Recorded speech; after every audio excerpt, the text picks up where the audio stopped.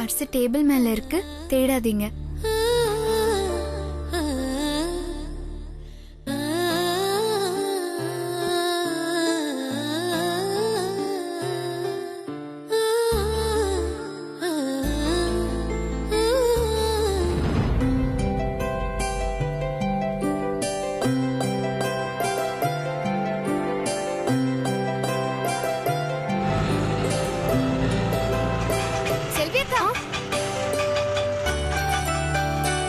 தங்கச்சி, என்னக்கா ஆபீஸ் போயிட்டு இருக்கீங்களா? ஆமா தங்கச்சி, பஸ்ஸுக்காக வெயிட் பண்ணிட்டு இருந்தேன். பஸ் வரல, அதான் நடந்து போயிட்டு இருக்கேன். நானும் ஆபீஸ்க்கு தான் போறேன். வாங்க ஆட்டோலயே போலாம். ஐயோ, உன் கூட வா. வேணாமா, நீ போ, நான் நடந்தே வரேன்.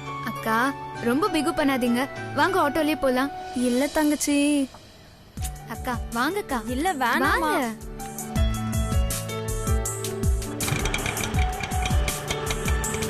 போலானே.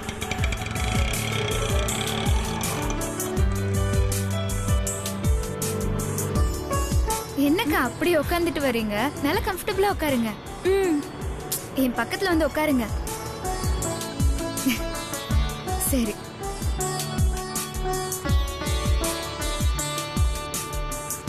தங்கச்சி, சஞ்சீவ் சாரோட ஆபீஸ்க்கு கார்ல வராம எதுக்கு ஆட்டோல வர?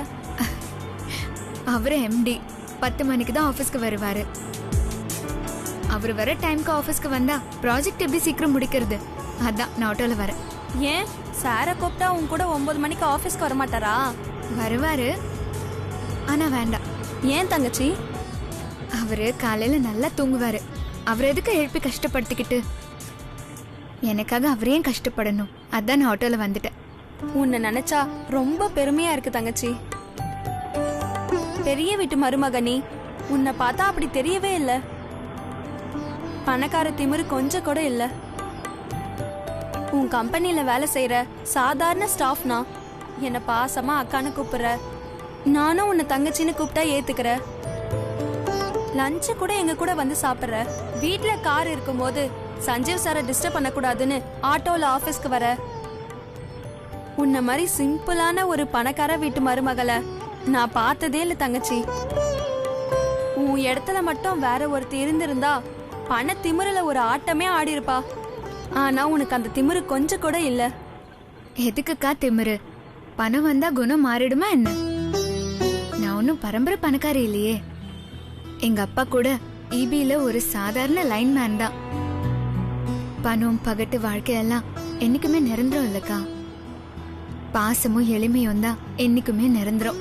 என்னம்மா சொல்ற? நீ மிடில் கிளாஸ் பொண்ணா? அப்புறம் எப்படி சஞ்சீவ் சார மேரேஜ் பண்ண? எல்லாத்துக்கும் காரணம் லவ் தான்க்கா. ஓ, உனக்கும் சஞ்சீவ் சாருக்கும் லவ் மேரேஜா? சொல்லவே இல்ல பாத்தியா? அன்னைக்கு உன் கைரேகையை பார்க்கும் போதே நினைச்சேன் உனக்கு லவ் மேரேஜ் தான் நடந்திருக்கோன்னு. பொய் சொல்லாதீங்கக்கா. நீங்க எப்ப என் கைரேகையை பாத்தீங்க? நீ ஸ்டிச் பண்ணிட்டு இருக்கும் போது தூரத்துல இருந்து உன் கைரேகையை பாத்திருக்கனே. அப்போ உங்களுக்கு கைரேகை பார்க்க தெரியும். இத நான் நம்பணுமா? ஆமா, நான் ரொம்ப நல்லா கைரேகை பாப்பனே. அப்படியா? ஆமா. அப்போ என் ரேகையை பார்த்து சொல்லுங்க. நீயும் சஞ்சீவ் சாரும் 100 வருஷம் சேர்ந்து வாழ்வீங்க.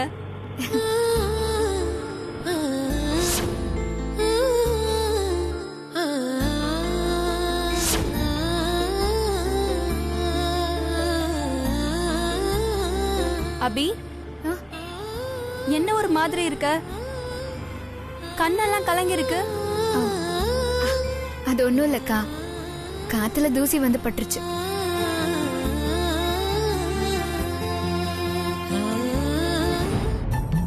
ஐயோ,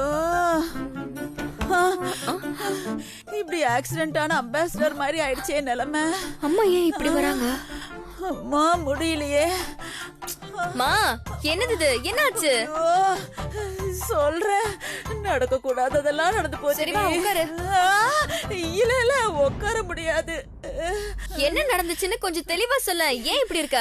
சொல்றேன்டி, சொல்றேன்.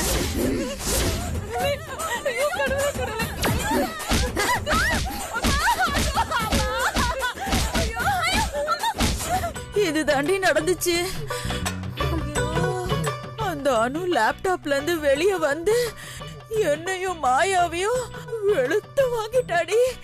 அந்த அணு கிட்ட என்ன அடிக்காத அடிக்காத அணுன்னு கண்ணீர் மல்க கதறி பார்த்தேன்டி. ஆனா அது அவ கொஞ்சம் கூட காதுல வாங்காம என் பட்டெக்ஸிய பேத்து எடுத்துட்டாடி. எனக்கு குனிய வச்சு உட்கார இடத்துல அயன் பாக்ஸ வச்சு ஒரு உதைய விட்டா பாரு. ஐயோ, அதோடைய சோலியா முடிச்சிடுச்சுடி. குடிச்சிருக்கியா நீ? ஐயோ, ஒரு குடும்ப குத்து விளக்க பார்த்து கேக்குற கேள்வியாடி இது? என் புருஷன் கூட என்ன இப்படி எல்லாம் கேள்வி கேட்டதில்ல தெரியுமா? பின்ன என்னமா? ஒரு நிமிஷம். இவ வேற முடியலையே.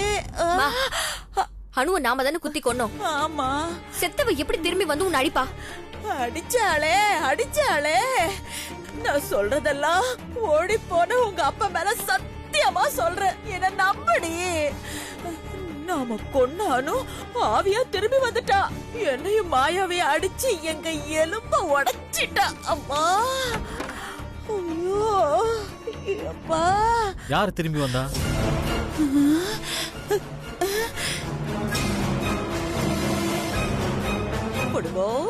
மெயின் சப்ஜெக்ட பத்தி பேசும்போது கரெக்டா வந்துட்டானே.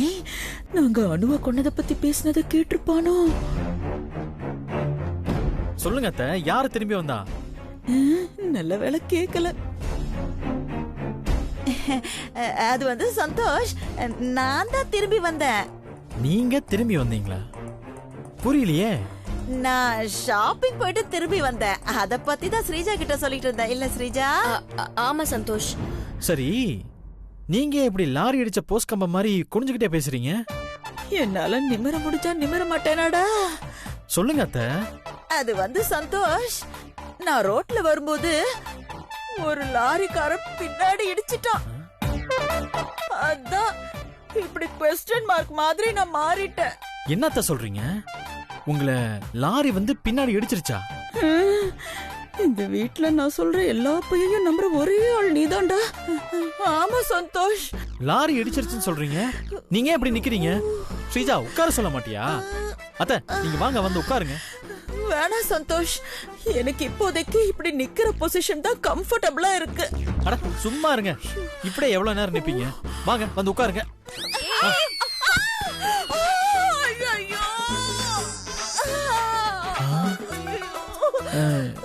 நீங்க ரெஸ்ட் எடுங்க அத்தை, நான் வரேன். ஐயோ, ஆல்ரெடி புகைச்செடுத்து இப்படி போஸ்ட்மார்ட்டம் பண்ணிட்டு போறானே. ஸ்ரீஜா, நான் உன்னை பெத்ததுக்காக எனக்கு ஒரே ஒரு ஹெல்ப் பண்றியா? என்னமா பண்ணணும்? என்னால முடியலடி. சோ என்ன கொஞ்சம் என் பெட் வரைக்கும் கூட்டிட்டு போய் டிராப் பண்றியா? சரி வா.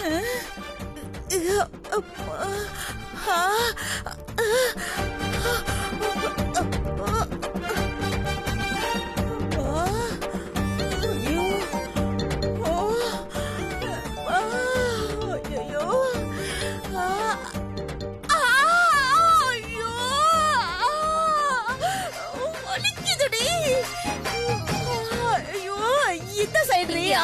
இங்கதான் அங்கதான் அங்கதான் அங்கதான் அங்கதான். இல்லையா? ஷூ, உனக்கு அடிபட்டதெல்லாம் ஓகேதாமா. ஆனா அடிபட்டதுக்கு நீ சொல்ற ரீசன் தான் என்னால நம்பவே முடியல. நீ பேய்கிட்ட அடி வாங்கினாதான் நம்புவேன்னா உன்னோட விதியை யாரால மாத்த முடியும்? என்ன? உனக்கு என் மேல நம்பிக்கை இல்லனா அந்த குள்ள கத்திரிக்காய் கிட்ட போய் கேளு, அவ சொல்லுவா. வா. சரி கேக்குறேன். முடியலையே.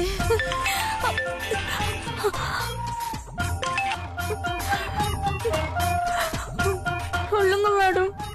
என் அம்மா நேத்து உன் வீட்டுக்கு வந்தாங்களா? ஆமா மேடம், வந்தாங்க. நேத்து நீங்க ரெண்டு பேரும் சிசிடிவி ஃபுட்டேஜ பாக்கும்போது அனு பேயா வந்து உங்க ரெண்டு பேரையும் அடிச்சான்னு சொல்றாங்க. அது உண்மையா? அனு பேயா வந்து எங்களை சாதாரணமா அடிக்கல மேடம். அடி வெளு வெளுன்னு வெளுத்துருச்சு. என் இடுப்புலயே உதச்சு எலும்பு உடைஞ்சு போச்சு மேடம். எனக்கு அது இடுப்பு.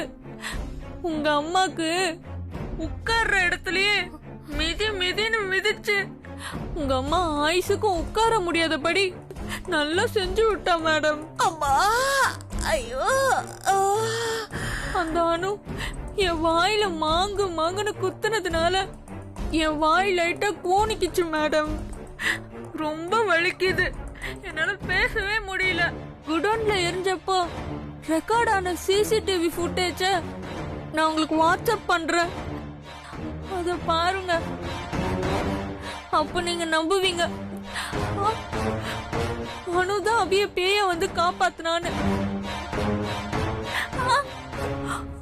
என்னால பேச முடியல மேடம், நான் வச்சிடுறேன். சரி.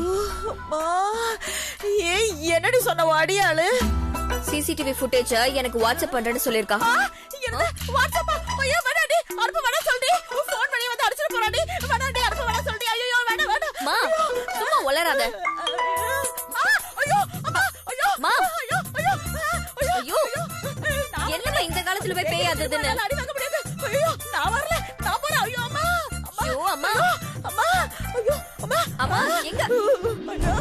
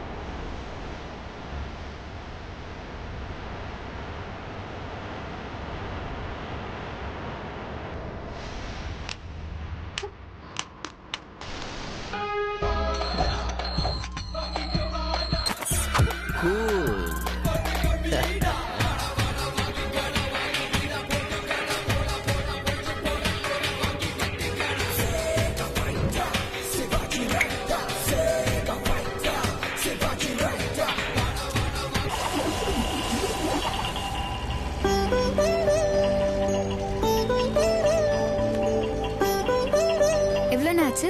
100 ரூபா ஆச்சுமா. இந்தாங்க. தேங்க்ஸ்மா. தங்கச்சி நீ உள்ள போ, நான் கொஞ்சம் கடை வரைக்கும் போயிட்டு வந்துடுறேன். என்னாச்சுக்கா? நீ போ தங்கச்சி, நான் வந்துடுறேன். சரிக்கா. ம்.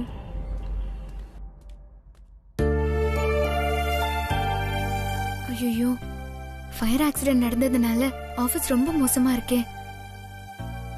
இப்படி இருந்தா ஸ்டாஃப்ஸ் எல்லாம் எப்படி ஒர்க் பண்ண முடியும்? ஸ்டாஃப்ஸ் எல்லாம் வரதுக்கு முன்னாடி ஆபீஸை கிளீன் பண்ணிடலாம்.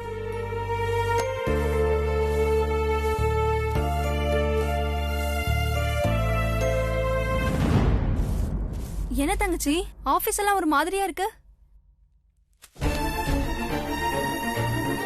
அது வந்துக்கா,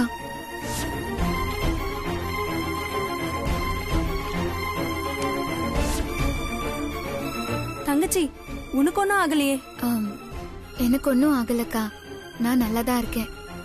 ஸ்டாஃப்ஸ் எல்லாம் வரும்போது ஆபீஸ் இப்படி அலங்கோலமா இருந்தா நல்லாவா இருக்கும்?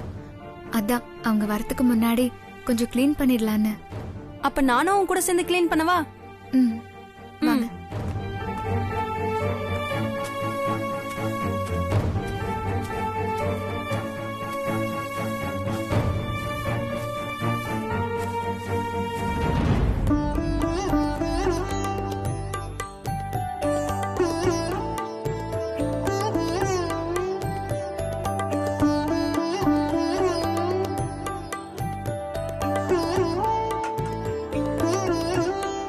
அபி, ஃபயர் ஆக்சிடென்ட் நடந்துச்சாமே? ஆமாக்கா. உனக்கு ஒன்னும் ஆகலையே? இல்ல, எனக்கு ஒன்னும் ஆகல.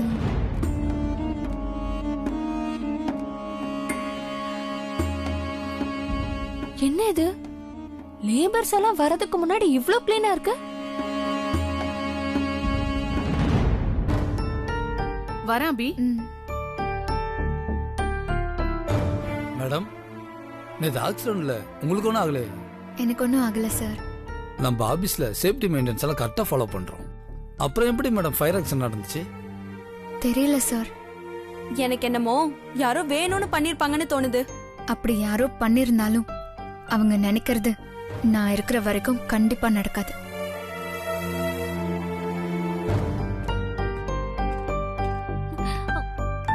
Good morning sir. Maya sir. நீங்க அபி சூப்பர்வைசர் மேனேஜர் எல்லாரும் என் கேபினுக்கு வாங்க. Okay sir. என்னவா இருக்கும்?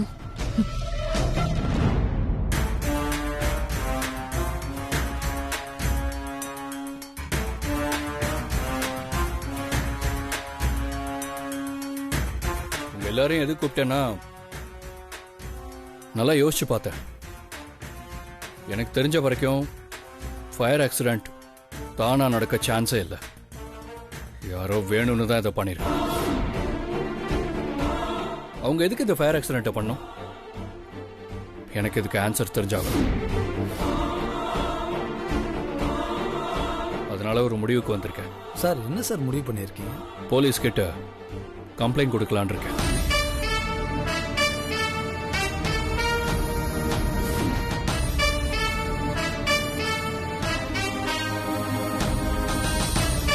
போலீஸ் வந்து ஃபயர் ஆக்சிடென்ட் எப்படி நடந்ததுன்னு கண்டுபிடிச்சாதான் என் குவெஸ்டனுக்கு ஆன்சர் கிடைக்கும்னு நினைக்கிறேன்.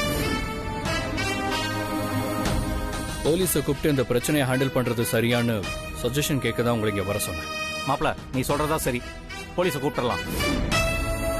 ஆமாங்க சார், போலீஸை கூப்பிட்டுலாம். போலீஸ் எல்லாம் வேண்டாம் சார்.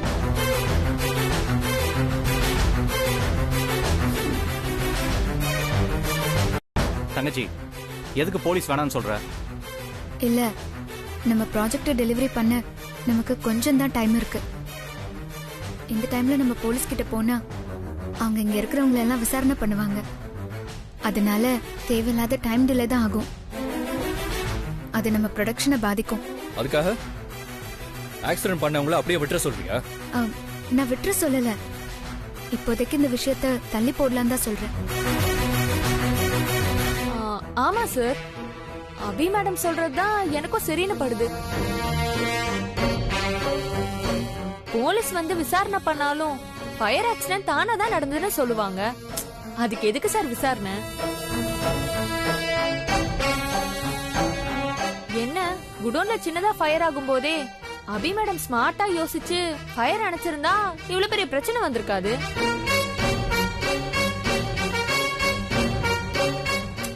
என்ன பண்றது, அவங்களால முடிஞ்சா பண்ணிருக்க மாட்டாங்களா?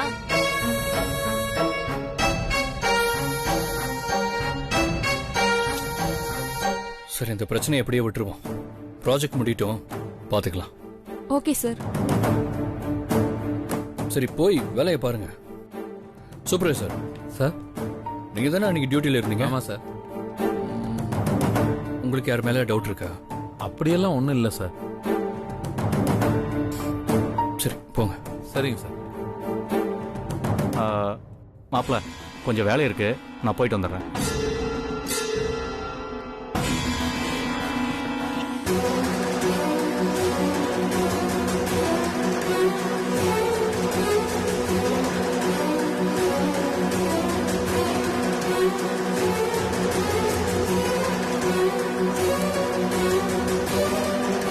எதுக்கு தாப்பால் போடுறா? இப்ப எதுக்கு கதவை சாத்துனீங்க? கதவை திறங்க.